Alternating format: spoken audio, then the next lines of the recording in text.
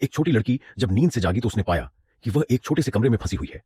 वह बहुत डर गई, इसलिए वह चारों ओर की दीवारों को पीटने लगी और अपने पिता का नाम चिल्लाने लगी। उम्मीद कर रही थी कि वह उसे बचा लेंगे, लेकिन लाख कोशिश करने पर भी उसके पिता पर कोई असर नहीं हुआ। अगले ही पल कमरे में ढेर सारा सीमेंट भरने लगा। लड़की डर से चीखने लगी और मदद के लिए दीवारों को फ्रैंटिकली पीटने लगी, यह सोचकर कि शायद उसके पिता उसकी आवाज सुनकर उसे बचाने आ जाएंगे। लेकिन उसकी सारी पुकार बेकार गई और उसके पिता ने कोई परवाह नहीं की। पल भर में ही सीमेंट ने लड़की को पूरी तरह से ढक लिया। इस बात से अनजान और सदमे में थी कि यह सब उसके अपने पिता का किया धरा है। उस लड़की को आखिरकार अपने आप को सीमेंट में दफन होने देना पड़ा। असल में उसका पिता एक सनकी आर्किटेक्ट था। उसके डिजाइन किए गए निर्माणों को उसके साथियों द्वारा एक मिसाल माना जाता था। अपनी बनाई इमारतों को और ज्यादा मशहूर करने के लिए वह अक्सर जीवित लोगों को दीवारों में दफन कर देता था, यहां तक कि अपने परिवार के सदस्यों को भी नहीं छोड़ता था।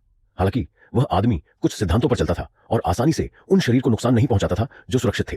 कुछ ही समय बाद उसकी पत्नी को भी उसी कमरे में बंद कर दिया गया। जल्द ही कमरे में ढेर सारा सीमेंट भरने लगा और खतरे को महसूस करते हुए उस महिला ने मदद के लिए चीखना शुरू कर दिया। लेकिन उस आदमी ने अपनी पत्नी की जिंदगी की कोई परवाह नहीं की और आखिरकार उस महिला को भी अंतहीन डर में अपनी